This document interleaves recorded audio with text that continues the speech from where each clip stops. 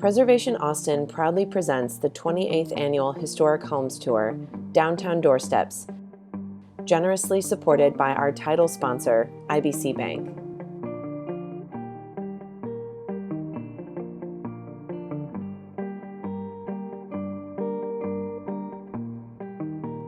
Hi, I'm Lindsay Darrington, Preservation Austin's Executive Director, and I'm so excited to welcome you to Downtown Doorsteps, our first ever virtual Homes Tour. This is our 20th annual Homes Tour, but this year, because of the pandemic and its impact on our community, we wanted to find a way to bring you the same content, these amazing homes and their stories, but in a safe and meaningful way. A lot of people helped us make this project possible. Thank you to our sponsors, including title sponsor IBC Bank. Thank you so much to our Homes Tour Committee and all of their hard work over the past year. I want to thank all the creative professionals who stitched together this film in such a beautiful way. Of course, we are indebted to this year's homeowners. Our Homes Tour is our most powerful educational event because it allows us to connect people with historic spaces in such a personal way. This year's homeowners did this and more. They really went above and beyond, and we're so grateful to them for their participation. All the proceeds from tonight's event support our nonprofit's mission to empower Austinites to shape a more inclusive, resilient, and meaningful community culture through preservation. If you believe in this work like we do, I really encourage you to join us and become a member at preservationaustin.org. Thank you for being here tonight, and with that, I am so excited to introduce Downtown Doorsteps, our virtual Homes Tour.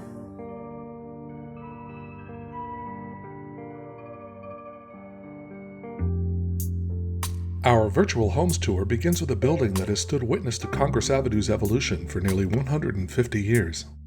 Built in 1872, 706 Congress Avenue was part of a post-Civil War building boom, spurred by construction of the Houston and Texas Central Railroad in 1871, as well as by city-led infrastructure improvements including gutters and paved sidewalks.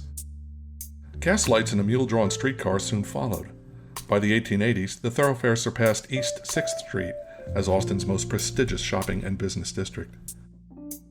706 Congress is visible here during the 1888 dedication parade for the new Capitol overlooking the main street of Texas. The building's modest limestone facade was typical of its time, with round-arched Romanesque windows and a simple cornice. Numerous saloons occupied the first story into the 20th century. This 1918 photograph shows the Crystal Bar and Cafe, which soon gave way to the Austin Chamber of Commerce and a number of county offices and trade associations. Rayleigh Hat Shop moved here in 1932. In the mid-century, many shop owners along Congress were updating aging storefronts to appeal to customers increasingly drawn to modern shopping centers in Austin's suburbs. Rayleigh was an early adopter of this strategy in 1941, replacing the building's facade with Vermont marble paneling and the store's name in stylish neon. 70 years of history were erased in just a few months. The current homeowners purchased the building in 2001 after its facade had again been remodeled, this time in brick. They had previously restored older suburban homes and wanted to find a 19th century downtown building to renovate where they could both live and operate a business. Their search ended after they convinced the owner of 706 Congress to sell them the building when it came up for lease. Well, we really love the idea of a mixed use. We have felt that we wanted to be able to have a little revenue coming in by having an apartment here but renting out the rest of the space, having the flexibility where we could have retail or it could be office, can be living quarters. We lived almost downtown Chicago in Lincoln Park and loved downtown. So the first attraction was Austin being great. We wanted to be right on Congress. We loved the Paramount Theatre. We loved the whole atmosphere on downtown, and we didn't really want to be in a condo. We didn't want to be have a homeowners association kind of setup. So owning it ourselves, and then the challenge really too of the whole space had to be redone on the inside, but we could beautify the outside the way it was back in the original days. The homeowners embarked on a meticulous 2.5-year-long reconstruction to restore the building's original appearance and add an 1,800 square foot third floor addition. They even took over the role of general contractor for the final year of construction. It all took a little longer than we thought. There were a lot of things to deal with. Certainly restoring everything to the original way it was got to be a little more detailed than we might have imagined in the beginning. So that was a challenge. Some of the city permitting was also a challenge. We were anxious to get everything going, so we probably started before we had all the designs and everything completed. But even given that, then about halfway through the process, we had a contractor who skipped town, and so my great wife, Pam, acted as the contractor for the last year of the project. So it was truly a labor of love. The project returned the facade to its 1918 appearance, including limestone masonry, round arched windows and doors, and a steel-framed balcony. The facade was recreated to exact specifications according to historic photographs. This included matching the original texture of the limestone and repeating the exact number and pattern of masonry courses. The new third-floor addition was set 30 feet back from the street to minimize its visibility to the street. Well, both my wife and I love high ceilings. We love steel, we love the stone. The original walls are about 3 or 4 feet thick, so it's features like that that you can modernize things on the inside and have that great feeling of space and openness, and yet still have the historic beauty that I think is so great that we have here. The homeowners moved into the third-story penthouse in 2003. The light-filled penthouse has tall ceilings and exposed steel throughout. The office loft takes full advantage of the volume of the space. A large deck overlooks busy Congress Avenue with glorious views of the historic Paramount Theatre. We've gotten to know the Paramount people a little bit and all they do, and I think it's great. It's been a few years, but I was here on the deck and looked at the Paramount and saw that Chuck Berry was playing, and thought, well, that'd be great. We'll go over and see if we get a ticket. Went over and was able to go in, and he had one of his last performances, I think, and his son played with him. And so it's things like that you can do at the last minute. You can walk down the street to restaurants and just be part of really living here is I think a lot greater than just visiting. The first story remains commercial space, and the second floor is a spacious rental apartment. The homeowners appreciate occupying a mixed-use building and enjoy being part of the vibrancy of downtown living.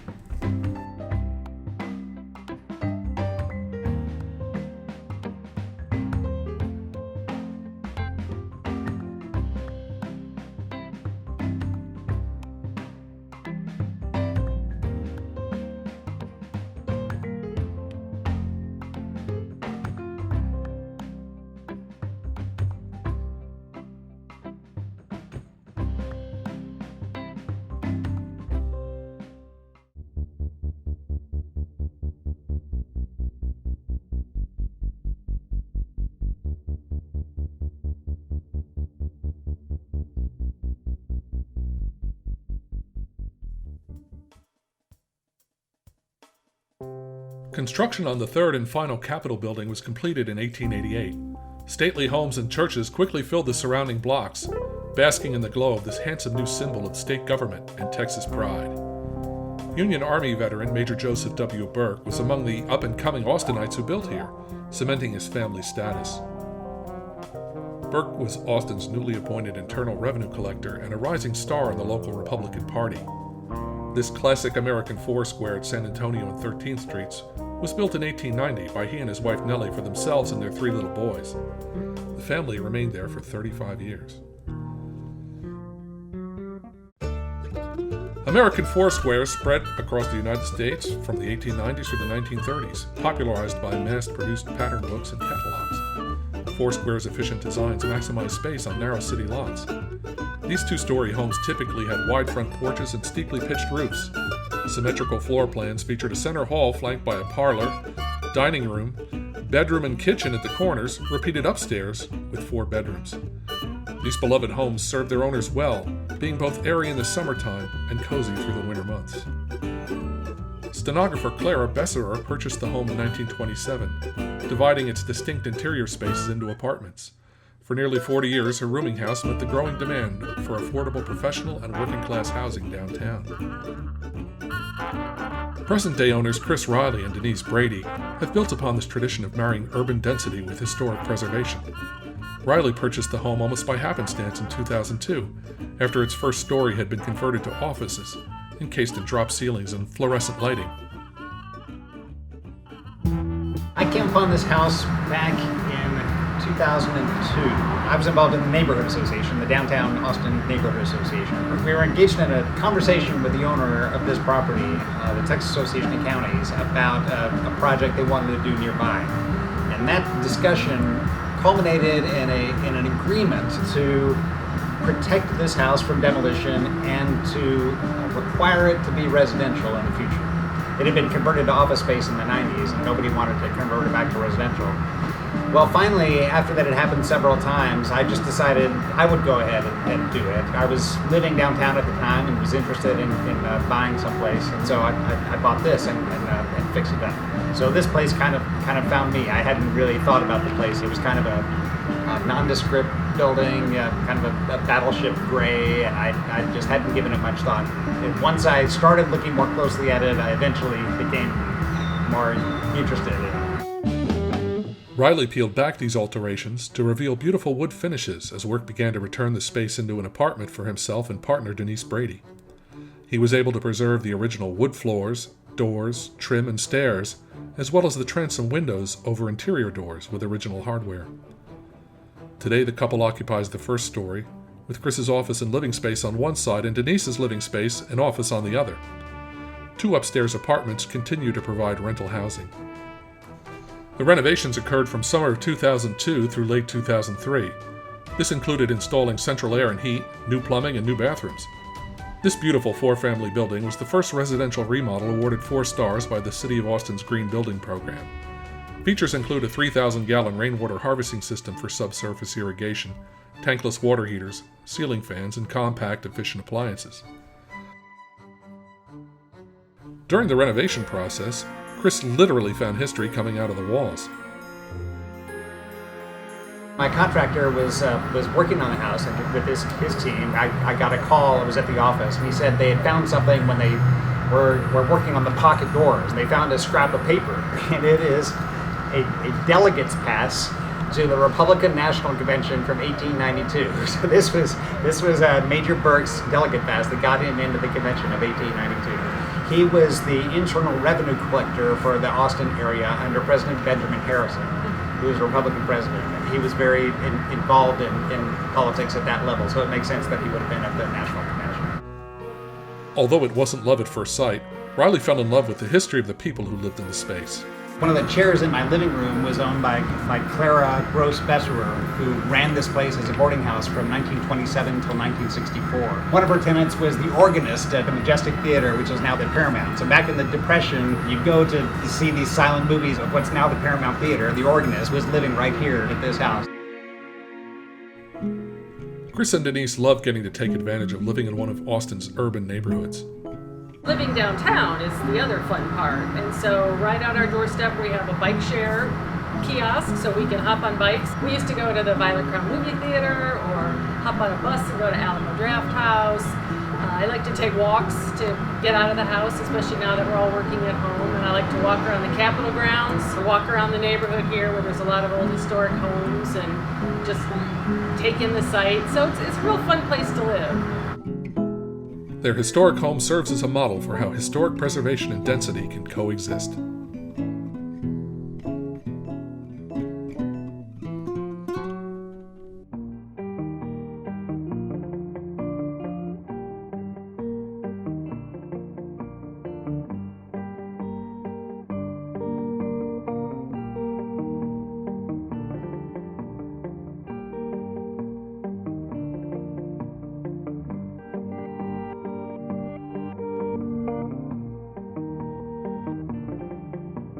Hey guys, my name is Leonard Fermansky. I'm an architectural photographer from Austin, Texas. I've been doing this professionally since 2017, but I've been shooting photography since I was 11. I learned about architectural photography by going to school, an amazing school program here called ACC. I had amazing professors from Sean Perry, the New York Times photographer, to Whit Preston, an architectural photographer. That opened my eyes to this whole world of architecture. So I took on the architectural photography path. I'm really grateful to be in a city like Austin, Texas. There's amazing people here, from AIA Austin to Preservation Austin to all the architects in town. I spend a lot of time traveling. When I'm in different cities, I'm always kind of chasing the new buildings, but deep down, I'm really just looking around for the old, rare buildings. I learned about Bruce Goff, Louis Sullivan, even the first architect in Texas, Nicholas Clayton. So I've always kind of been into the preservation thing and a lot of the old architecture that kind of defines architecture today. When I started working with Preservation Austin, it kind of opened up a new window for me for a passion of certain type of architecture. So this year, I had the opportunity to work with so many great condo owners and a lot of great condos downtown in the general area, from the Brown Building to a hidden condo on Congress Avenue that I had no idea existed. When I was photographing these condos, I kind of learned, like, man, this is something that I want for myself. I'm glad I did this because I never thought I'd go down this path. It actually brought me back to when I was living in New York before we moved to Texas. We lived in apartments and we were always around the busy streets, and so that's something that I really, missed and admired back in the day. And so when I got the opportunity to shoot these condos, it actually opened the window for me because it reminded me that this exists in Austin. Austin's known for residentials and single-family homes, so this was a huge opportunity for me to look into this world. While I was photographing these condos, it was almost like I was encapsulated with the sky. There was so much exposed window that it was, I don't know, it's just so much natural light. I really enjoyed that. And the homeowners were all amazing. They were very helpful, super patient. They kind of learned that it took a lot of time to stage and to get the right frame. So I truly enjoyed doing that and having that experience with them. I want to thank Lindsay and Leslie for the great opportunities and to work with Preservation Austin. I'm really grateful. Even with all these crazy things that is happening with the pandemic, I really think we're pulling through strong, and I hope you guys enjoy the virtual tour.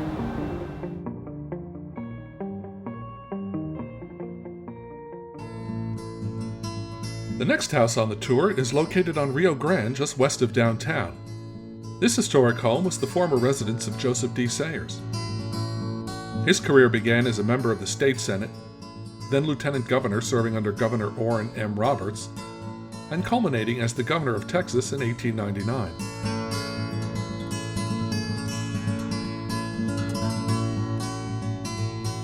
Here's current owner Blair Fox discussing the history of the house.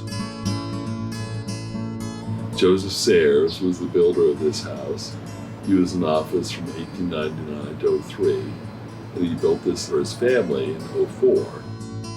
Sayers hired the famed local architecture firm of brothers Charles and Louis Page to design his Austin residence located at 709 Rio Grande Street.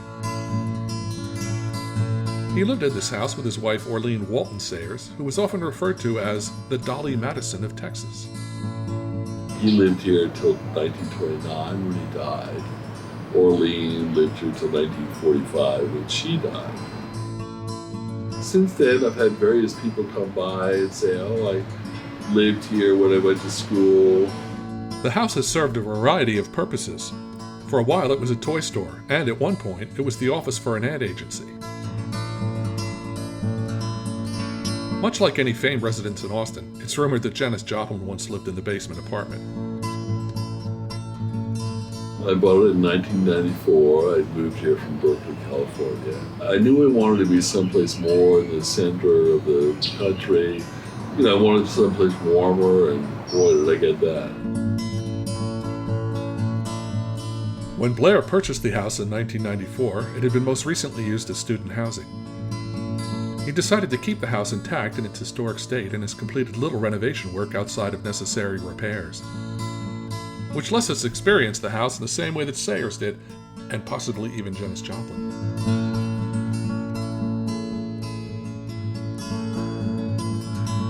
I always knew that I wanted to be someplace downtown. Being in a wheelchair, I knew I couldn't be out in the suburbs. So I just held out, and finally someone called me and said, oh, there's this space.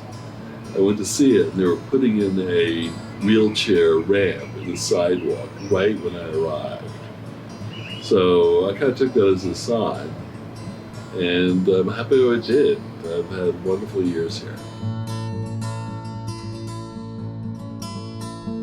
I suppose I could simply say that I can't leaf through picture magazines, so I just put things on the wall. I guess I sort of stole it off of French salon art. They used to put pictures wherever they could, ceiling, walls stacked up on each other. My inside of my brain is the walls of my house somehow.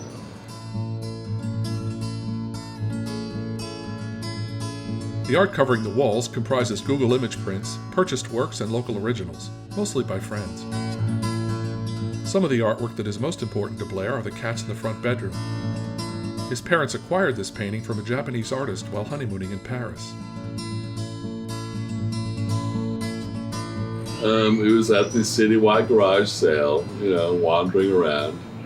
And I saw this wonderful dress, and I remember thinking how nice it would be to have a curtain, 5 wedding dresses, as a kind of curtain that you would part, get into another room. How romantic.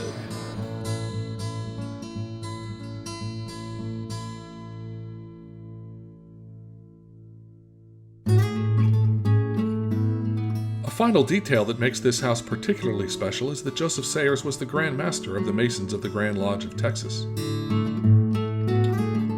When he built the house, Sayers included a curious addition to the 3rd floor, a fireplace that looked suspiciously like a Masonic altar. He joined the Masons in 1863 at the Gamble Lodge in Bastrop. Joining various chapters across Texas, no doubt aligned with his political career, he eventually was created a Noble of the Mystic Shrine by Ben-Hur Temple in Austin on March 3, 1899.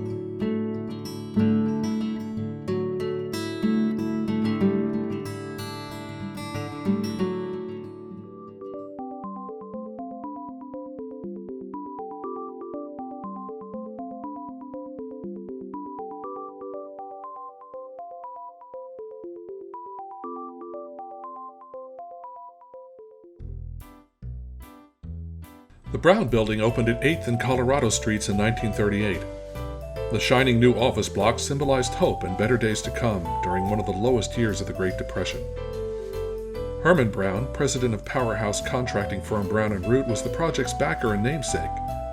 Founded in 1919, Brown & Root was responsible for massive public works projects such as dams, highways, and bridges. The firm added battleships, refineries, and even stadiums to its portfolio over the years. Brown & Root later opened offices in Canada and London, and won the planning contract for Houston's Lyndon B. Johnson Space Center in 1961.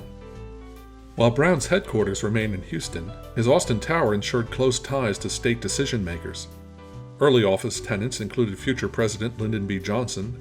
Lady Bird Johnson's KTBC radio made its home here in the 1940s. Powerful agencies like the Texas State Employment Service occupied whole floors. Architect C.H. Page & Son designed Brown's building to be as modern as the industries he pioneered.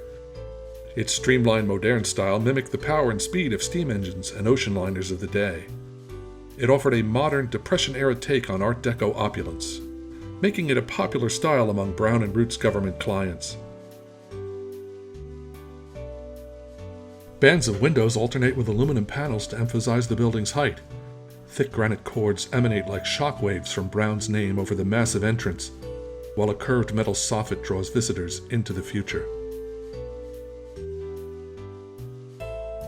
The opulent marble lobby features lighted panels sweeping down from the ceiling over 3 elevators. Each one features stylized etched glass figures depicting a dam, a highway, and an oil field, titans of Texas industry and a symbol of Brown & Root's strength. High demand for this high-profile address led to 9th and 10th stories being added in 1949 and 1952. Lucy Baines Johnson's LBJ Holding Company purchased the property in 1992 out of affection for its history and deep ties to her family. But downtown Austin was a far different place by then, and a huge question mark loomed over the Brown Building's future. Plans for upgraded office space or even storage space fell through. Adaptive reuse into housing sounded like a distant pipe dream, and demolition seemed like a reasonable option. But in 1998, Baines and her partners triumphantly reopened the Brown Building after an $11.5 million renovation, which transformed the space into 90 loft-style apartments. The unprecedented project marked the beginning of downtown Austin's transformation into the dense, walkable mixed-use hub we know today. The project was supported by federal historic tax credits and led to the Brown Building's listing in the National Register of Historic Places. Austin had taken its place among a national wave of cities using historic preservation as a catalyst for downtown revitalization. Monica Pereira and David Ziza purchased their Brown Building unit 20 years later in 2018 after the building's conversion to condominiums. The couple were new to Austin, having moved here from New York. A 3-month search led them downtown, where the Brown Building's history, location, and aesthetic, part 1930s polish, part industrial grid, sealed the deal. Their home's original features include extensive steel frame windows and gorgeous terrazzo floors. Natural light floods the space, enhancing the inherent beauty of the building's reinforced concrete structure. These stunning materials, preserved during the 1998 rehabilitation, run throughout the Brown Building's units and frame shifting views of the city depending on the floor or orientation. Monica and David reversed previous owners' remodeling efforts so as to restore the kitchen's original location and open plan, making it a design feature in and of itself. Black leather granite countertops accentuate the industrial windows, and an antique mirrored backsplash reflects daylight into the living room. Textures and colors play off historical materials throughout their home, accented by a mix of contemporary and mid-century furnishings and fixtures specially chosen for this space. The Brown Building offered Monica and David the urban loft experience they'd dreamed of during their days in New York, along with a community of homeowners with whom to share this rare and very Austin living experience. This landmark has embodied hope and change time and again, first as a harbinger of economic resurgence during the depths of the Depression, and later of downtown's rebirth from a sleepy business district to a bustling residential neighborhood, lauded for its cultural assets, fine dining, and vibrant parks.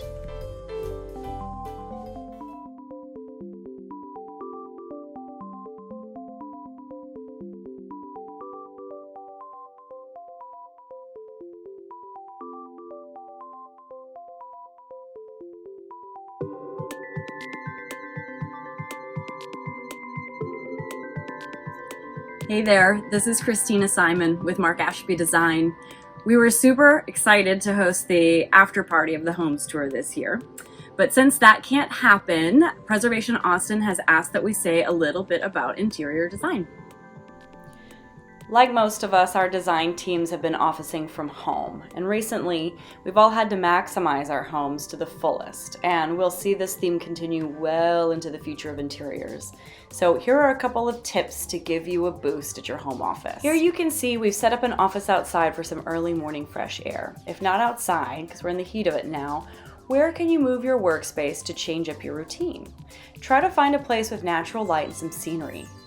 This photo really shows a lot about how to set up your office and that you should do so with intention. Style your space, add flowers, give yourself a little ambiance. Nothing will enhance a space more than sounds and smells. Fresh lemon in your water, a scented candle, and your favorite playlist. These are things that our firm also focuses on to bring into interiors because we know that interior design is an experience that is not only visual.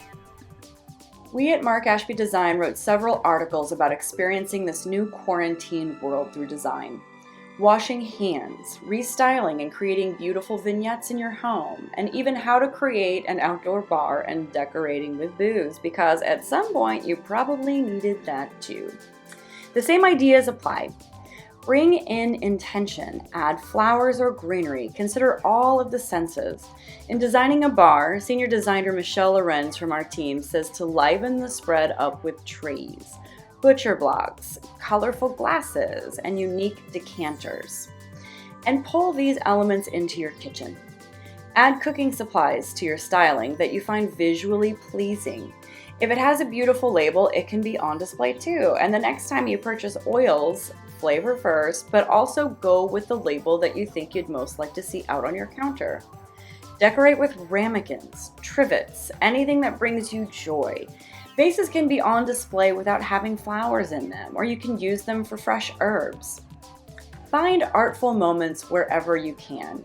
If anything, this period has given us time to be in our places, our homes, and see how much comfort that space can bring or how much more we would like for it to bring. Our homes and how we shelter is one of the most important aspects of the design world today. So we're grateful that Preservation Austin is offering us insight into Austin's important homes and helping us connect with each other on this very shared and revered subject.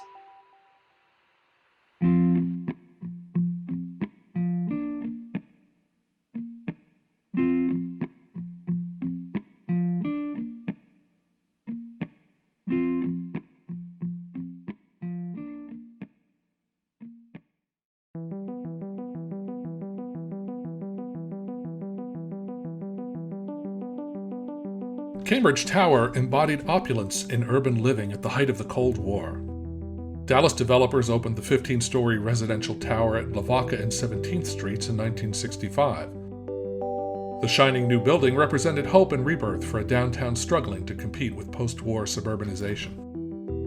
Cambridge offered a carefree lifestyle concept that was entirely new to Austin at the time. Its stylish new formalist design featured neoclassical arches and decorative breeze blocks framing the balconies.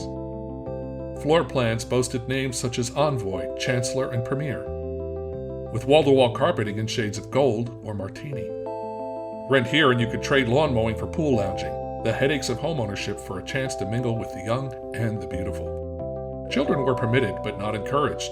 The risk of falling was too great, so management claimed. In-house barber, beauty, and coffee shops were right at residents' fingertips, along with the fashionable Table Royale restaurant. Ambient music kept things upbeat, but if they did take a turn for the worst, Cambridge Tower boasted its own fallout shelter.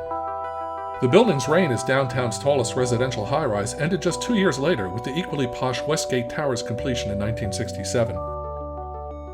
But Cambridge Tower's unique appeal continues to attract new families drawn to its walkable location and unique mid-century aesthetic.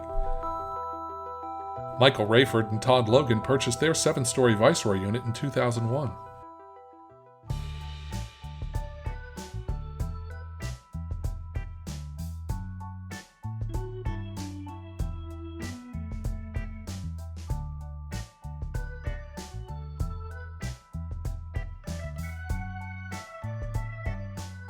Well, we really wanted to live downtown, most definitely, in a more walkable sort of area. And at the time, 2001, when we bought the place, there weren't very many options. But also, well, and we are huge fans of mid-century architecture. And when we first moved here, this is one of the first buildings we saw and fell in love with the building. And so we always wanted to live here. So we're very huge fans of the building itself. Their home faces south and west, with a wraparound balcony boasting stunning views of the Texas State Capitol and the UT Tower. Floor-to-ceiling windows flood the space with natural light. The compact unit totals less than 1,000 square feet, including a quarter master suite and Michael's design studio. In 2019, the couple removed the cramped interior walls framing the original kitchen and dinette. Their gorgeous new kitchen now connects to the light-filled living room, making it perfect for entertaining. When these were built, they were originally built very small city apartments, and the kitchens were very small, and it was also built in a time when things were more compartmentalized. So opening up what was a very small kitchen and eating space into a larger space gave us a wonderful sense of space that we didn't have before. Yeah. And so to have opened up that kitchen area really creates a sense of a much larger place, along with all of the glass on the outside, with basically no exterior walls. You know, it's just floor-to-ceiling, wall-to-wall glass. We did the same thing in the master bath, very small, compartmentalized to one open space, and it really changed how we live in the space and how the space feels when you walk into it. They remodeled the unit's 2 original bathrooms at this time as well, discovering the unique challenges that come with high-rise renovations. The biggest challenge is time frame and how you get things in and out. So time frames, you're only allowed to work weekdays and between working hours, like 8 to 5, and that's it. So you can't make noise after that time, so that's difficult. And then the other part is elevators. Yeah, trying to get everything up and down a smaller, older freight elevator. Not only the equipment you're bringing in, but also actually the construction trash materials you're taking out. Cabinets, furniture, everything, Yeah. you've got to figure that out. Parking, all these things become huge logistical issues with trying to actually construct something in it. As far as the building goes, it's pretty easy the way the building was constructed. A mixture of large-scale street art, pop art, and Rayford's own works are displayed throughout, alongside period-perfect furnishings by Noel and Herman Miller. Stunning works of art include The Red Queen by Austin artist and street muralist Jason Etherly. Vintage mid-century furnishings include a rare Elda lounge chair by Italian designer Joe Colombo, dating to 1964. The couple's 1948 George Nelson vanity, gifted to them by a friend in 1989, is from the iconic designer's first line of stackable furniture. And after nearly 20 years here, Michael and Todd are still in love with Cambridge Tower's original amenities and essential curb appeal. Cambridge Tower was listed in the National Register of Historic Places in 2018, just a few years after its 50th birthday. This designation marks an important milestone for Austin's mid-century modern architecture and its place in our city's architectural heritage.